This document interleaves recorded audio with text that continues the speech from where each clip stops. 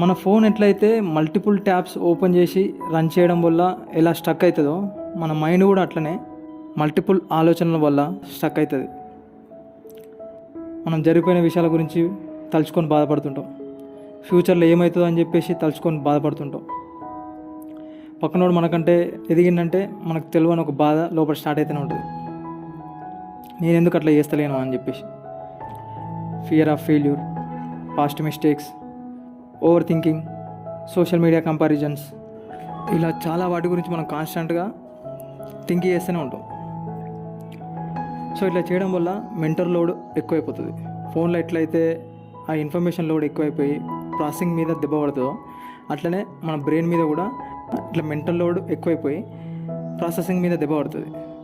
అప్పుడు నీరసం, నిద్ర రావడం, అలసట, ఇట్లా మనం పని చేయలేకపోతుంటాం. సో మనం ఎట్లయితే ఫోన్ స్టక్ అయినప్పుడు ర్యామ్ క్లియర్ చేస్తామో, స్టోరేజ్ క్లియర్ చేస్తామో అట్లనే మన మైండ్లో కూడా ఏదైతే చెత్త ఉందో ఆ చెత్తను మొత్తం క్లియర్ చేసేసి మన బ్రెయిన్ని స్మూత్ ఫంక్షనింగ్ చేసేటట్టు మనమే చేసుకోవాలి.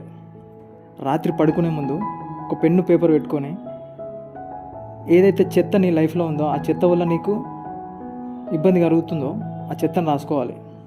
కంపారిజన్స్, రిగ్రెట్స్, ఫ్యూచర్ గురించి భయపడే విషయాలు, పాస్ట్ రిగ్రెట్స్, లైఫ్లో ఫెయిల్యూర్ అయిన స్టేజ్లు, నీకు ఎలాంటి బాధ కలిగిన విషయాలు ఏదైతే నీ లైఫ్లో ఉంటాయో ఆ చెత్త అంతా ఆ పెన్ను పేపర్ పెట్టి రాసి తీసుకపోయి చెత్తబుట్టలో పడేయాలి. దాన్ని అట్లా చెత్త అంతా చెత్తబుట్టలో పడేసిన తర్వాత అప్పుడు మన బ్రెయిన్, మన మైండ్ తన పూర్తి సామర్థ్యాలతోటి మనకు సహకరించడం స్టార్ట్ చేస్తుంది.